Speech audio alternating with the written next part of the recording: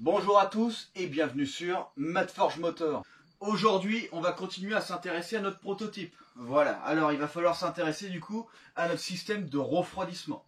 Notre système de refroidissement sur cette voiture est très particulière parce qu'on a le moteur à l'arrière et le système de refroidissement à l'avant.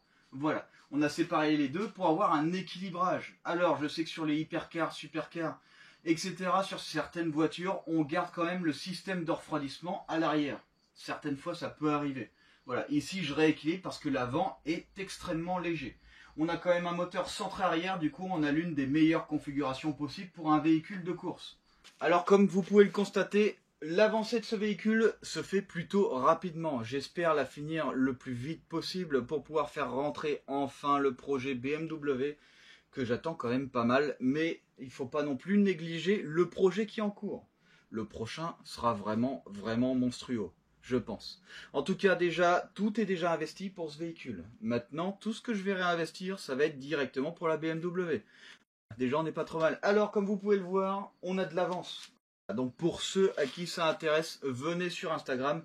C'est du spoil, oui, je sais. Mais si vous êtes vraiment curieux de savoir, du coup, où on en est réellement, eh ben, je vous invite à venir. Donc là, ce qu'il va falloir faire, il va falloir absolument du coup créer ce système. Il va falloir créer ce système en fonction de tous les autres éléments.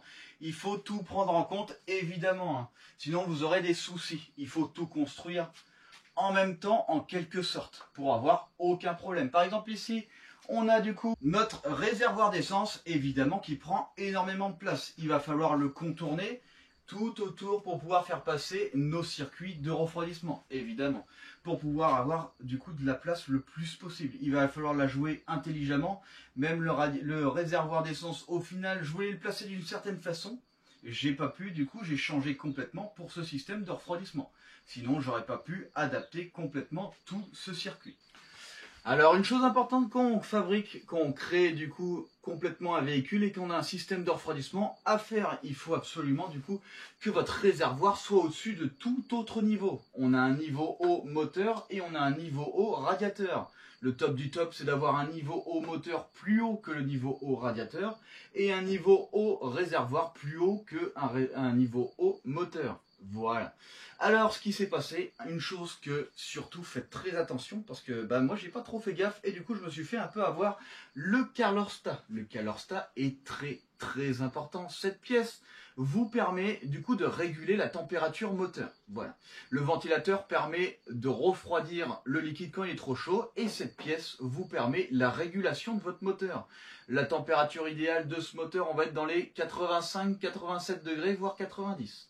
Cette pièce-là va permettre l'ouverture du circuit complet pour que le moteur puisse être refroidi. Si cette pièce est défectueuse, comme moi j'ai eu parce que j'ai pas fait attention, j'ai détruit complètement mon moteur. Enfin, j'ai eu un joint de culasse qui évidemment maintenant c'est réparé, donc on n'aura plus le souci. Donc si jamais cette pièce est défectueuse, votre eau reste circuler uniquement dans le moteur. Le problème c'est que comme je vous dis, elle ne peut pas se faire refroidir si cette pièce est défectueuse. Une fois que cette pièce marche correctement, le circuit continue du coup vers le radiateur et après on a un refroidissement qui correspond. Alors surtout cette pièce, faites pas comme moi, faites attention. Alors si vous voulez qu'il vous arrive pas du tout ce que j'ai eu moi, un joint de culasse, voilà. Et bien surtout, il va falloir faire attention, comme je vous dis, faites attention à vos tuyaux. Il faut absolument que la circulation se fasse bien. Essayez de faire attention aussi à vos tuyaux quand vous les achetez. Ça peut arriver que dedans il y ait plein de poussière. Dépoussiérez-les parce que sinon, sur vos ailettes, enfin sur vos conduits de radiateur qui sont extrêmement fins, on peut les boucher. Tout ça, il faut faire très attention. Votre Carlorsta, je vous le redis une fois, faites pas comme moi, faites très attention si vous voulez garder la survie de votre moteur. Heureusement, là on a eu de la chance, j'ai éteint le moteur au bon moment. Voilà, mais je vous souhaite pas qu'il vous arrive ce qui m'est arrivé. Ça n'a pas mis très longtemps à être réparé, mais voilà, ça aurait été mieux s'il n'y avait pas eu. Donc aujourd'hui, on va s'occuper du système de refroidissement.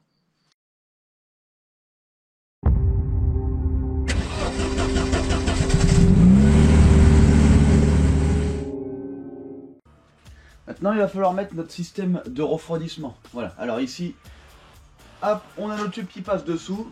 Nos tubes, ce qu'il va falloir faire, c'est faire hop, un 90 degrés directement sur le radiateur qui est ici. Pareil ici, tac, tac, voilà directement. On est limité ici parce qu'on a notre réservoir d'essence. Du coup, on ne pourra pas dépasser cette limite. Alors ici, il faut absolument que je passe par-dessous. Pas par-dessus. Parce qu'ici, j'ai ma crémaillère de direction, mais bien par-dessous. Du coup ici, hop, la pompe à essence, il va falloir que je la rehausse. Mais pas trop haut pour pas qu'on soit embêté par la crémaillère. L'objectif, ce serait de passer légèrement dessous la pompe. Voilà notre système de refroidissement. Pour arriver directement au radiateur. Ce que je vais faire, c'est que je vais décaler ça. Voilà. Et en attendant, il va falloir aussi installer le radiateur. On va installer le radiateur avec ses fans. Voilà. Donc on va mettre ces fans. Je pense qu'on va les mettre de ce côté et pas comme ça. On peut très bien les mettre dans les deux sens. Voilà, on peut mettre des fans du coup qui aspirent l'air ou des fans qui poussent l'air. Il suffit juste d'inverser ici l'écosse. Donc quand vous faites ça, surtout regardez bien le sens du souffle de votre moteur pour pas du coup pousser l'air. Si jamais vous le mettez dans ce sens, il ne faut pas que l'air pousse dans ce sens parce que sinon l'air va pas pouvoir rentrer et le refroidissement se fera très très mal. Il faut absolument que si on le met ici, on soit en aspiration et si on se met derrière, qu'on soit en souffle. Voilà.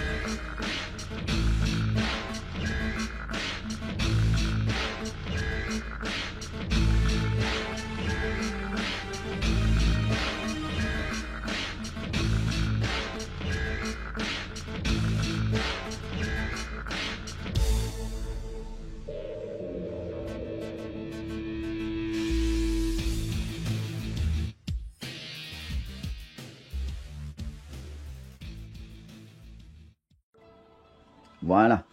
On a installé du coup, hop, notre circuit de refroidissement. Il passe juste à ras. Voilà, mais au moins on sait qu'on va pouvoir installer du coup notre réservoir. Notre réservoir d'essence. Voilà. Donc voilà, ce que je fais, c'est qu'à chaque fois que je démonte une voiture, je garde toujours les tuyauteries parce que je sais que j'en aurai besoin pour faire des adaptations. Donc ici, j'ai gardé des tuyauteries de vieux véhicules que j'avais démontés, voilà, et là j'en ai eu vraiment besoin. Voilà. Hop. Et pareil de l'autre côté. Alors de ce côté, on a mis un collier. De l'autre côté, on n'a pas la place de mettre de collier. Voilà. Alors du coup, il y a des mousses partout parce qu'en fait, le tuyau est dessus. Bon, il bougera pas beaucoup, hein. Mais voilà, on a des mousses de protection, c'est pour ça que j'ai mis des mousses. J'ai mis une mousse ici aussi parce que là, on a notre réservoir. Le réservoir ne touche pas. Mais j'ai quand même préféré mettre une mousse. Voilà. Alors, tout passe vraiment à ras. Comme ici, voilà, ça touche pas, mais ça passe à ras. Ici, notre circuit carb va devoir passer pile poil ici. Et hop, et ici, on a les entrées. Voilà, donc ici, on n'aura pas de souci. Alors, ce qu'il faut absolument faire avant de mettre notre réservoir, ça va être ici de mettre nos ventilateurs. Alors, soit, comme je vous l'ai dit tout à l'heure, on les met par là, soit on les met par dessous. Moi, perso, ça changerait pas grand chose parce qu'on a autant de place l'un côté que de l'autre. Donc là, en fait, le choix, on peut vraiment le faire. Voilà, on peut vraiment choisir, quoi. Donc ici, je pensais les mettre ici de base, devant à l'intérieur, pour faire l'aspiration. Comme ça, ici, voilà, il y a toute la surface qui est contre le vent. C'est l'avantage. Vu que le véhicule, de toute façon, il avance, tout le vent arrive bien dessus. Et va bien arriver, du coup, jusqu'à l'autre côté. Si je mets mes ventilateurs de ce côté, en fait, je vais déjà boucher un peu mon radiateur. Sans que les ventilos tournent, ça va boucher un peu l'air. Voilà. Alors du coup, c'est pour ça que je décide de les mettre en aspiration. Sur la plupart des véhicules, on est en aspiration. Quand on est en pouce, voilà, en souffle, c'est parce qu'en fait, on n'a pas de place. C'est parce qu'il y a plusieurs radiateurs, etc., etc. Là, ici, on peut se permettre de le mettre en aspiration. Et du coup, c'est ce qu'on va faire. Après, ici, on aura notre capot. Et il va falloir faire une entrée capot pour pouvoir évacuer l'air le long du véhicule jusqu'à l'arrière. Voilà. Donc ici maintenant on va mettre nos ventilateurs. Donc déjà il faut voir si on a la place pour mettre les deux correctement. Voilà. Parce qu'en fait ici on a des maintiens et on peut très bien les mettre comme ceci ou comme ça. Voilà. Et là on va devoir déterminer du coup si on a de la place. Admettons si ici mes deux radiateurs sont trop près, je pourrais pas mettre ici mes maintiens. Donc il va falloir que je les mette un là et un là. Voilà. Là, on a de la place, on peut mettre les deux là. Par contre, il faut regarder comment ça va. En fait, si vous voulez, il faut que ce soit quand même bien maintenu. Par exemple, ici, hop, je le mets là. Tac, bon, celui-là, je peux le mettre au bout. Donc là, il n'y a pas de problème. Et en plus, je ne serai pas embêté. Voilà. Donc ici, on n'est pas trop mal. Ce qu'il faut faire, c'est faire en sorte qu'il soit ni trop bas, ni trop haut. Le mieux, c'est qu'il ne soit pas supporté. Parce que là, ici, je le pose, il est supporté, d'accord. Mais le mieux, c'est qu'il soit un peu en l'air. Alors, il faut absolument que ça corresponde avec les traits comme ça. Avec les... Voilà, avec les conduits du radiateur. Parce qu'en fait, on va devoir, du coup, faire passer ça à travers. Ok. Donc ici, du coup, je détermine mon emplacement. On va dire qu'on va être pas mal par là. Voilà, je vais les mettre ici. Hop. Donc là, je mets mes maintiens. On est mieux ici, on est pareil. Voilà, donc je mets mes maintiens là. 3 et 4. Alors faire attention parce que il y a des choses auxquelles il va falloir faire très gaffe. Ok. Donc ici je me mets au plus près de ce côté. Comme ça là j'ai la place avec celui-là. Bah, de toute façon il faut voir hein, parce que si ça se trouve j'ai pas la place. Donc ici on est bon. Le mieux c'est de tester avant, hein, parce que si vous commencez à en mettre un et qu'au final vous n'avez pas la place de mettre les deux, bon bah ce serait quand même dommage. Non, ici on a l'air d'être bien, voilà, ici on a la place pour mettre tous les maintiens comme ça. Ok. Donc ici je vais mettre au plus loin, et après je vais déterminer quel rang je vais prendre. Voilà, ici, ces rangs là, c'est pas trop mal. Alors ce que je fais, c'est que je prends ça. Donc ici j'ai déjà mis comment on appelle ça, ma mousse double face. Donc la face collante, c'est la face qui va venir contre le radiateur. L'autre face, c'est la face du coup qui va rester contre le plastique. Donc ici, hop, je viens prendre là où j'ai besoin. Voilà, donc je viens écarter. Une fois que j'ai écarté, je prends le repère de l'autre côté. Et là, c'est très important parce qu'en fait, on ne doit pas les mettre comme ça, mais on doit les mettre dans l'autre sens. Moi, je fais tout le temps de cette façon-là. Voilà. Chacun, après, fait comme il veut. Hop, mais du coup, il faut que je puisse me repérer. Pour me repérer, je vais en laisser un dedans. Voilà, hop. Et après, j'ai plus qu'à reprendre par l'autre côté. Voilà. Et voilà. Donc maintenant, avec mon avec ma mousse collante, voilà, c'est collé contre le radiateur. Et je fais pareil avec les autres. Voilà. Donc du coup, je détermine la hauteur. Faire pareil ici. Je détermine la hauteur, voilà. Je détermine le lieu. Une fois que je suis passé à travers, hop, je prends l'autre, j'enlève mon scotch, j'enlève mon maintien scotché, voilà. Et après, je viens repasser dans l'autre à l'inverse. Alors ici, on a de la chance parce qu'il est neuf. Du coup, on voit parfaitement où on passe. Donc quand il m'en restera plus qu'un seul à utiliser, le fait de faire un trou et de regarder de l'autre côté, je verrai où est mon emplacement. Voilà. Hop.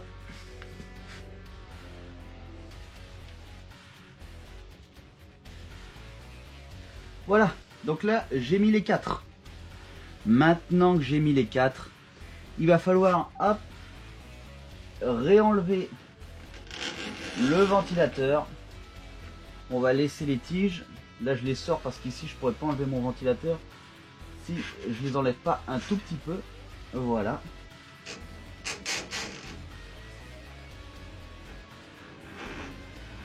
Voilà, hop, je renlève mon ventilateur. Je vais le poser. Maintenant, je vais prendre les autres doubles faces. Et en fait, pareil, je vais les mettre vers l'intérieur ici. Voilà, contre le radiateur. Pour éviter que le plastique touche directement. Voilà. Le plastique dur touche directement les ailettes là qui peuvent se déformer. Évidemment, hein, puisque c'est extrêmement fragile. Hein, c'est de l'aluminium très très fin. Donc ici, je vais venir mettre mes mousses. Comme ça. Alors on peut très bien faire dans l'autre sens. Mais moi, je préfère avoir du coup les ressorts côté ventilateur plutôt que côté de l'autre côté. Voilà.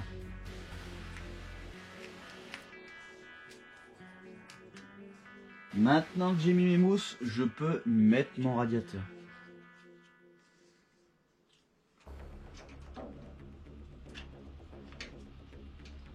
Voilà. Donc il y a le radiateur avec son emplacement. Ok. Et maintenant ce qu'on va faire, c'est qu'on va installer les ressorts. Hop. On va installer les ressorts et les maintiens. Alors il faut faire gaffe qu'une fois que c'est mis, c'est irréversible. Une fois que vous l'avez mis, c'est trop tard. Voilà. Donc ici les ressorts. Hop. Voilà. On met les ressorts. Je pense pas que dans l'autre sens ça aille. Non. Ça va dans ce sens. Et après on met ça directement. Alors sinon je pourrais mettre les ressorts dans l'autre sens, mais c'est vrai que visuellement j'aime moins. Même si normalement ça devrait être comme ça, je pense. Donc en fait il faut inverser tout le truc. Mais ici j'ai toujours fait comme ça et j'ai toujours préféré faire de cette façon. Donc je vais continuer comme ça. Mais vous pouvez très bien du coup mettre à l'envers. Moi je le fais pas parce qu'au final j'aime bien avoir quelque chose visuellement pas trop mal de l'autre côté. Voilà. Donc ici, hop, je serre pas trop parce que sinon le plastique risque de se casser. Maintenant que j'ai mis mon ressort ici, j'ai plus qu'à faire pareil partout. C'est très très simple.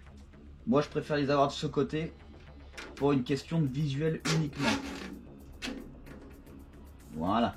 Et surtout n'écrasez pas trop les ressorts parce que ce qui peut se passer, ça c'est assez fragile. Et comme je vous l'ai dit, une fois que c'est mis, c'est irréversible. Donc une fois qu'on a mis ça, c'est pas la peine de revenir en arrière, on est obligé de tout casser. Et après, bah, il faut racheter limite une tige comme ça, parce que c'est mort. C'est fait exprès pour. Hein. Donc là, on est vraiment bien. Avec une pince coupante du coup, on élimine l'excédent. Hein. Faut pas couper non plus trop près, parce que si ça sort après, bon, ce serait dommage. Et voilà, c'est installé en 5 minutes. Hein. C'est super rapide. Là maintenant, votre radiateur tient. Alors après, ce qu'il faudra faire, une fois qu'on a notre radiateur, c'est rejoindre les deux, le bleu avec le bleu, le noir avec le noir, puisqu'ils marchent en duo. Il va falloir aussi mettre du coup le plus d'un côté pour voir si ça souffle ou si ça aspire, ou sinon de l'autre côté. Il va falloir faire des essais pour savoir comment le mettre. Une fois qu'on aura fait nos essais, ici on a un emplacement sur le radiateur d'une sonde de température qui fait mécanique. En fait, si vous voulez, elle donne directement l'information à partir, admettons, de 80 degrés. À partir de 80 degrés, elle va donner l'autorisation au ventilateur de s'allumer. Voilà. C'est plus simple que de programmer sur la carto. Enfin, sur la carto, après, il faut mettre un système de relais. Hein. Là, ici, c'est simple. Hein. Là, je mets ici l'indicateur de température. Il fait directement on-off en lui-même. Hein. Ça fait on, ça laisse passer le courant dès que la température est assez haute. Et ça envoie les ventilateurs en route. Une fois que la température baisse, et ben du coup, à partir d'une certaine valeur, admettons 70 ou 75, les ventilateurs s'arrêtent. Voilà, c'est aussi simple que ça. C'est aussi facile que ça. Alors oui, on peut mettre aussi bien les fils électriques vers le haut que vers le bas. Là, je les ai mis vers le haut. Parce qu'au final, ça change pas grand chose. C'est vrai que j'aurais pu les mettre vers le bas. Après, c'est pas compliqué. Hein. Là, il y a deux vis. Au pire, je l'inverse. Mais au final, ça change pas grand chose. Puisque la liaison, de toute façon, elle va être quasiment au centre. Voilà. Donc après, c'est soit je fais partir vers le bas et je longe. Au pire, jusqu'à la pompe à essence. Et comme ça, on fait un seul circuit électrique. Soit je le longe par le haut avec des riselons, voilà, ou avec des colliers. Donc maintenant il ne reste plus qu'à mettre le deuxième. Voilà, maintenant qu'on a fini l'avant, il va falloir faire l'arrière. Voilà, donc ici, hop, on a un tuyau bas. Là aussi on a un tuyau mais qui remonte. Donc ce tuyau bas, il doit monter, hop, et arriver jusqu'ici. Voilà. Donc au final, c'est pas compliqué, hein. On doit faire une descente, hop, voilà, une descente, et après, hop, directement. Ici, en fait, on va faire une montée, on va devoir passer par-dessus. On va aller voir ça. Voilà, on va devoir passer par-dessus et arriver jusqu'ici. Le tuyau, voilà, donc de là à là. Donc ici, il va falloir faire, je sais pas encore quoi, de toute façon, j'ai tout ce qu'il faut, hein, j'ai du vieux tuyau, donc je peux réadapter un peu tout ce que je veux. Donc voilà ce qu'on va faire, on va essayer d'adapter ça le mieux possible.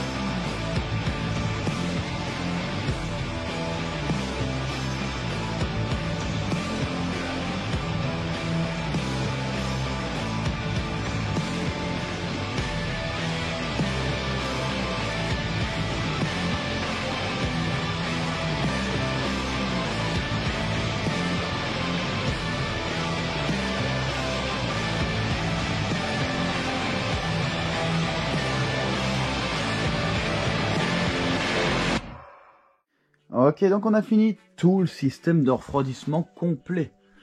Voilà, avec les tuyauteries, hop, là qui passe juste sous la pompe, qui va sous la voiture, et sous la voiture, ça va jusqu'à l'arrière. Ici, hop, ça rentre dans le moteur. Voilà, ici on a mis nos sondes sonde de température, indicateur, sonde de température, cartographie. Voilà, et l'autre côté, ça monte et ça rejoint du coup le système d'origine, voilà, du moteur. Voilà. Donc là on voit pas bien parce que tout est noir, hein. Mais il y a tous les tuyaux. Et là ce que j'ai fait, c'est que j'ai pris, hop, le réservoir d'eau de ma Corsa. Je l'ai mis évidemment plus haut pour que il soit au-dessus de la hauteur d'eau du moteur et du radiateur. Évidemment, si on le met plus bas, et au final notre eau sera jamais à fond dans le radiateur. Alors à quoi sert ce tuyau? En fait, ce tuyau permet d'évacuer l'air de la culasse. Voilà. Donc en fait ici, quand ça chauffe, hein, il peut y avoir de l'ébullition. Cette ébullition, il y a de la vapeur et cette vapeur, faut l'évacuer. Si la vapeur reste à l'intérieur du moteur, au final, il n'y a plus de refroidissement puisqu'il n'y aura plus de liquide. Voilà. Et hop, ici, on a mis un maintien qui est d'origine. Et après, il suffira juste de faire un autre support du coup pour notre réservoir. Voilà, du coup là en fait je pourrais mettre l'eau tout de suite. Alors l'eau par contre on va en mettre énormément, hein. Du liquide de refroidissement, évidemment il y a les deux tuyaux qui font tout le long de la voiture qui font plus de 2 mètres. Voilà, plus tous les tuyaux là, plus le radiateur, plus le moteur. Là on était quoi? On était à 6 ou 7 litres. Là à mon avis on va être à 14-15 litres. Voilà, ça commence à faire beaucoup.